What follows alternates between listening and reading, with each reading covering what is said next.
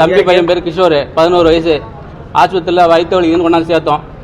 ஆஸ்பத்திரியில் நேற்று நைட்டு கொண்டாந்து சேர்த்தோம். இன்னைக்கு அருண் பெரியா மருத்துவமனை மயிலாடுதுறை.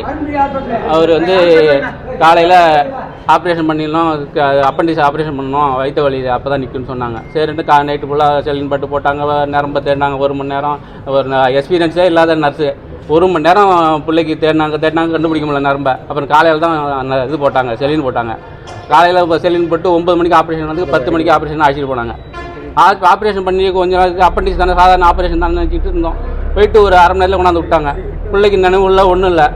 என்ன 1/4 மணி நேரமாக கூப்பிட்டு விவரமே தெரியாத ஒரு நர்ஸ் அந்த டெம்பரேச்சரை கூட மாட்டி எடுக்க தெரியல அவங்களுக்கு.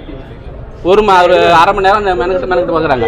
டெம்பரேச்சர் பார்க்குறாங்க, பல்ஸும் இல்லை, ஒன்றும் இல்லை. என்னங்க இப்படி இருக்குது, கை ஜில்லுன்னு இருக்குது, என்னான்னு கேட்குறேன். ஏன் இங்கே விரல் அந்த மீட்டர் தப்பாக இருக்குமான்னு வந்துட்டு ஏன் விரல் எடுத்து பாருங்க டெம்பரேச்சர்னு கேட்டேன். அதுக்கும் அவங்க எடுத்து பார்க்குற அதெல்லாம் இல்லை, இதுதான் வேலை செய்யலை, நாங்கள் வேறு எடுத்து வரோன்ட்டு வேறு போய் எடுத்துகிட்டு வந்தாங்க. வேறு இன்னொரு டாக்டரே இல்லை வரும், இன்னொரு நர்ஸ் வந்தாங்க. இதுக்கு ஒரு அரை மணி நேரம் ஆகிட்டு. அதுக்கப்புறம் பாரதிதாசன் டாக்டர் அவர் பார்க்கறதுக்கு வந்தார். அவர் வரப்பெல்லாம் நெஞ்சை போட்டு அழுத்த ஆரம்பிச்சிட்டாங்க. போட்டு என்னன்னு கேட்டால் ஆக்சிஜன் நல்லா இருக்குது, ஆக்சிஜன் கொடுக்க போகிறேன்னு. ஏங்க ஆப்ரேஷன் பண்ணி இது தெரிஞ்சதுக்கு ஏன் ஆக்சிஜன் கொடுக்குறீங்க அப்படின்னா, இல்லை கொஞ்சம் கம்மியாக இருக்குது, சரியாயிடும், கொஞ்சம் வேற இறங்க இருக்குது, வந்துடும் நாங்கள் போட்டு மிதிக்கிறதுக்கு அழுத்துறாங்க, பம்பிங் பண்ணுறாங்க, பலூன் போடுறாங்க, என்னென்னமோ பண்ணுறாங்க. சிலிண்டர் எடுத்துவான்னு சொன்னால் அரை மணி நேரம் அது சிலிண்டர் எடுத்துடல. எல்லாரும் ஒரு ரூமா சிலிண்டர் அவருக்கு கேட்குறாரு. எமர்ஜென்சி தெரியுமான்னு பக்கத்தில் கேட்குறாரு, நர்ஸை கேட்குறாங்க. அந்த நர்ஸு போயிட்டு ஓடுது, அடுத்து இன்னொருத்தர் வார்டுவாய் வர எல்லாம் ஓடுறாங்க. ஒரு ப்ராப்பர் இதே இல்லைங்க, இங்கே ரொம்ப மோசமாக இருக்குது. இந்தமாரி ஒரு உயிரிழப்பு இன்னும் நடக்கக்கூடாது இந்த மாயத்தில். அருண்புரி ஹாஸ்பிட்டலில் கொண்டாந்து பிள்ளைய அப்பண்டிக்ஸ்ன்னு சொன்னாங்கன்னு கொண்டாந்து சேர்த்தோம். அங்கே சேர்த்த இடத்துல அவங்க அழைச்சிட்டு போய் ஆப்ரேஷன் தேட்டருக்குள்ளே அழைச்சிட்டு போனாங்க. ஆப்ரேஷன் தேட்டருக்கு பிள்ளைய வெளியில் கொண்டுட்டு வந்து இதில் படுக்க வச்சாங்க, சீட்டில் படுக்க வச்சாங்க. படுக்க வச்சு பிள்ளைக்கு பல்ஸ் இல்லை அப்படின்னு சொன்னோம். கொஞ்சம் கொஞ்சமாக ஐசியூவில் இருந்த பிள்ளை, அதனால் கொஞ்சம் கொஞ்சமாக சரியாயிடும் அப்படின்னு அவங்க சொன்னாங்க.